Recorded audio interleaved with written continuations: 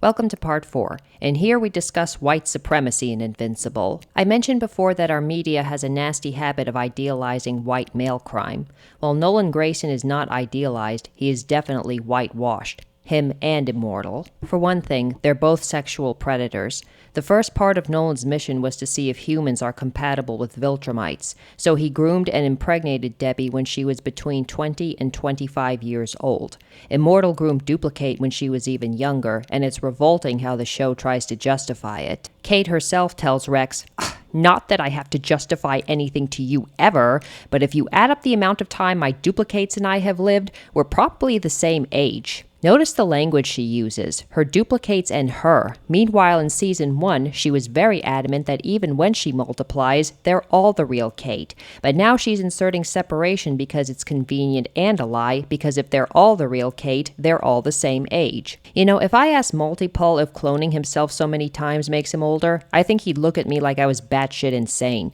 I think he'd say something along the lines of, "You idiot, when I clone myself, I'm extending myself. It's like I'm making myself bigger and separate bodies. How can I make myself older just by doing that?" Judging by Immortal's pompous tone when he tells Rex him grooming Kate is none of his business, you can tell he knows. He just doesn't care. He's got an endless factory of firm, tight, 19-year-old asses, and he's not giving that up. So, two powerful white males getting away with grooming young Asian women. Invincible writers, you're not progressive. And then there's Andressa. In a way, Nolan surpasses Immortal with Andressa. When we see Nolan rescue her ship from a black hole, she's a child.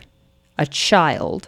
So what, Nolan got with her a month later? 2 months? And during that time, all Andressa knew about him was that he made some mistakes. He never tells her he murdered the Guardians, used his son as a meat grinder, and has been an intergalactic Nazi for thousands of years. He doesn't tell her the Viltrumites won't hesitate to kill any child she has with him. Nolan was planning to kill himself, but then gets accepted by a loving, trusting species who know nothing about him. He takes full advantage of that, along with a woman who has known him since she was a child.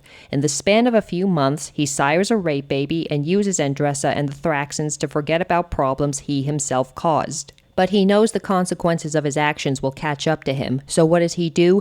Tricks the son he nearly murdered into cleaning up his mess. And his grand master plan is to train him until they can both fight off almost 50 Viltrumites, including Grand Regent Thragon Conquest. It seems like stupidity is also a common Grayson family trait. But of course, the show completely whitewashes Nolan's cowardice, selfishness, and stupidity.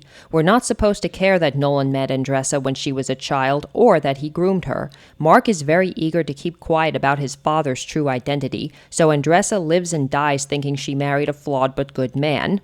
Nobody comments on how stupid, selfish, and cowardly it was to risk Mark's life like this.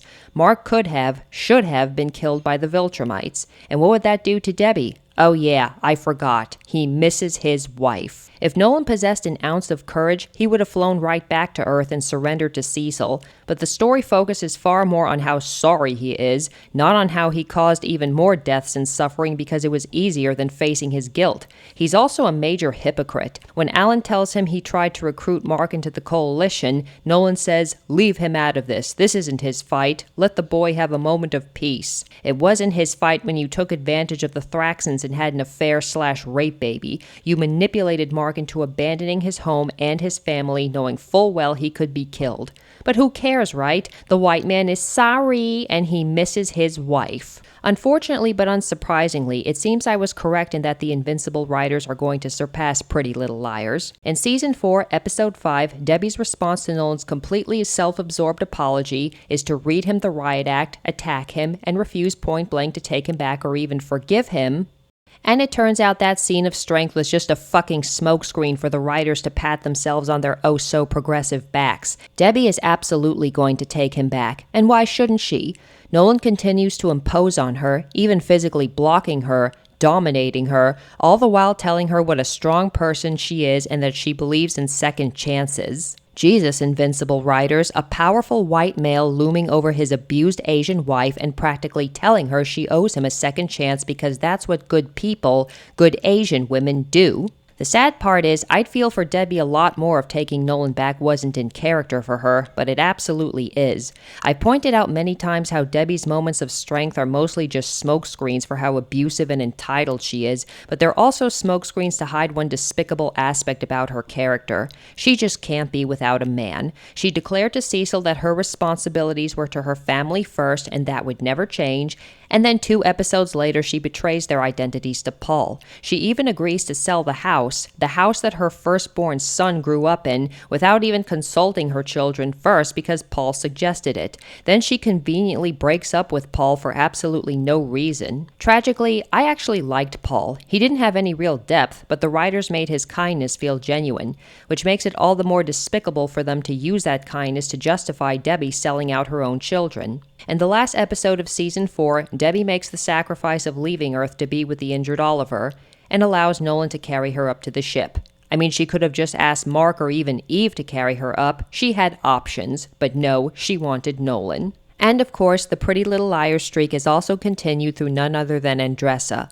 The woman Nolan groomed as a child and gave birth to Oliver means less than nothing to him. She was a mistake, and he didn't know what he was doing. Yeah, we haven't heard that from every cheater and sexual predator who's ever lived, right? Oliver and Mark express rage over Nolan's role in the Thraxan genocide, and Oliver eventually expresses rage over Andressa, but I'm still not impressed. Nolan says he was stupid and desperate when he called Andressa a mistake. He just didn't want to hurt Debbie further, but that's bullshit. He was just trying to get Debbie back. Notice he calls anything a mistake when it's convenient. Andressa was a mistake when he wanted Debbie back, and then she's a hero who saved him when he learns Oliver overheard him. Only then does he offer to talk about Andressa to Oliver. And then Thraxa gets called a mistake when Oliver berates him for his role in the Viltrumite genocide there. Nolan is still a manipulator, and it's the writers who are stupid and desperate to push the white man's redemption. Oliver's angry for a while, and then Nolan succeeds where he, so far, failed with Debbie, manipulating Oliver into taking him back. Nolan used Andressa, plain and simple. He denounced her when it was convenient, and then praised her when it was convenient, and he'll never truly be called on it because then the writers would have to call him out for using Debbie too, which would publicly confirm Nolan is a sexual predator.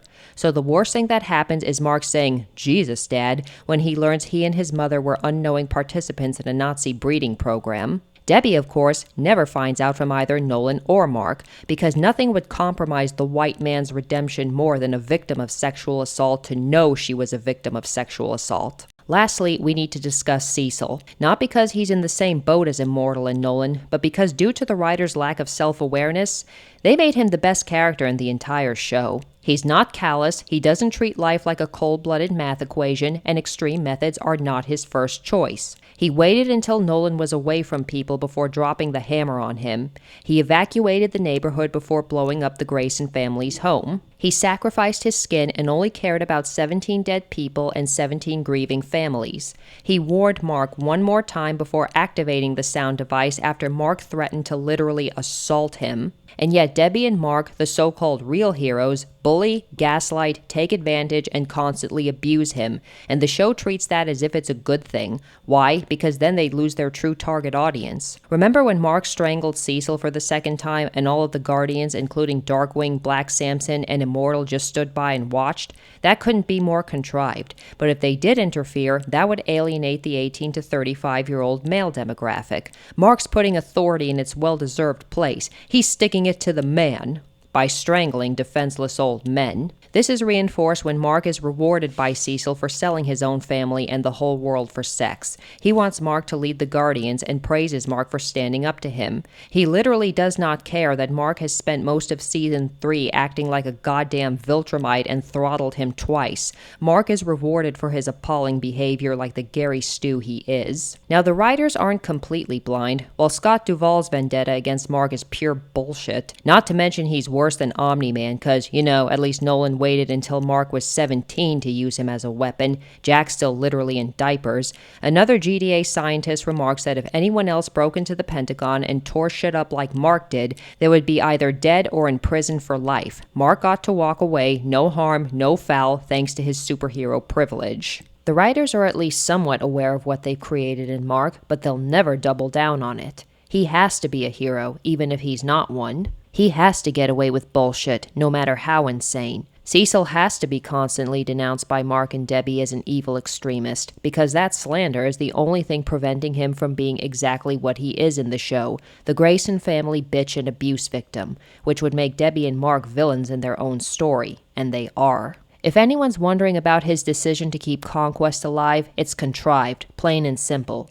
The GDA was just as devastated by the Invincible War as the rest of the world. Donald even mentions that the engineering wing was destroyed, which means they didn't even have any sonic emitters left. And you're telling me Cecil would put Conquest in a half-assed cage with no sonic emitters while assuring Donald that if he so much as twitches, the whole place explodes?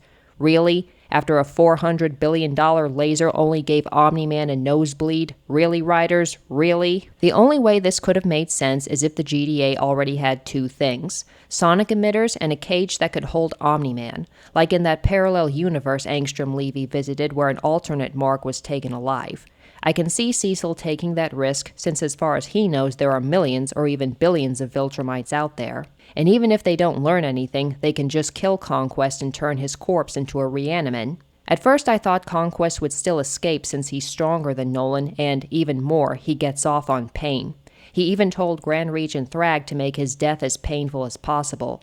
When the noisemakers were activated, Conquest would feed off the pain until he broke free. But then I remembered the noisemakers don't just cause pain, they completely screw up a Viltrumite's inner ear, making it impossible for them to fly or even walk. So this gamble would pay off for Cecil, and it would make for a highly interesting side story. After hearing Conquest's "I'm so lonely" speech to Mark through GDA surveillance, Cecil would attempt psychological warfare against Conquest, and we, the audience, could have gotten more insight into the inner horrors of Viltrumite society from the greatest monster it produced. But again, the GDA did not have the resources to hold Conquest, not even close. So while Cecil would want to keep him alive to interrogate him, he would know that's impossible and just turn him into a reaniman. So the writers dumb Cecil down because they care more about cheap thrills than good writing. There was absolutely no payoff whatsoever for keeping Conquest alive. Mark conveniently strangles him, yes, that's extremely contrived too, while Conquest pulls out his guts for half a minute, and that's it. Mark doesn't even confront Cecil about it at the end of Season 4.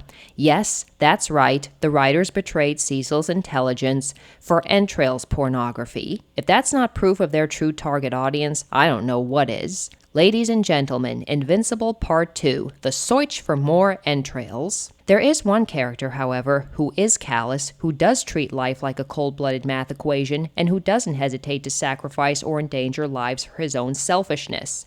And that is Robot. When things looked bad during the third Flaxen invasion, who immediately suggested a nuclear response? Robot. Sure, Robot will nuke the city, but first, let's stick Monster Girl down there, and let me hear Dolores O'Riordan sing, "But you see, it's not me, it's not my family," while we're at it. When Robot wanted a new body to connect with Monster Girl, he stole his teammate's DNA without his permission, unleashed the Mauler twins, crippling and probably killing several guards, endangered countless lives, and he wasn't the least bit sorry for it. When Robot wanted something, everyone else was just fair game. And last but not least, when Rex died during the Invincible War, Robot made his funeral all about himself by declaring that he's going to be called Rex instead of Rudy from now on. You know, like when your mother-in-law shows up at your wedding wearing a white dress, except this is worse. The thing is, this is exactly who Cecil is in the minds of Debbie and Mark. But Cecil is not like this. Robot is, and he fucking gets away with it. Always. Why? Because every terrible thing he did in Season 1 was to get a girl. Again, 18 to 35-year-old male demographic. Now, if Cecil did something terrible to get a girl... Well, actually, no, the narrative would not be forgiving to him. At all. Would Dupli-Kate's lie of being thousands of years old hold up if someone like Cecil started perving on her? Like fuck it would. Cecil would, rightfully, be flayed alive by the audience and the narrative. So now the audience is forced to swallow the most vomit-inducing hypocrisy the show has to offer. Because Immortal looks younger and hotter than Cecil, he gets away with being a goddamn pedophile. Of course, there is no comparison between younger Cecil and Immortal. Younger Cecil is the most attractive guy in the show, and he is never living that down. When I can finally write fanfic again, I'm going to have the characters, the few good ones, tease him mercilessly for that. Thanks to the writer's stupidity and lack of self-awareness, it's not the protagonists, the female characters, or the characters of color who are the most interesting and heroic and invincible. It's Cecil and Donald, the two old blue-eyed white guys who also happen to be the most powerful bureaucrats on the planet. Invincible, you are not progressive. Thanks for watching, and please like, comment, and subscribe.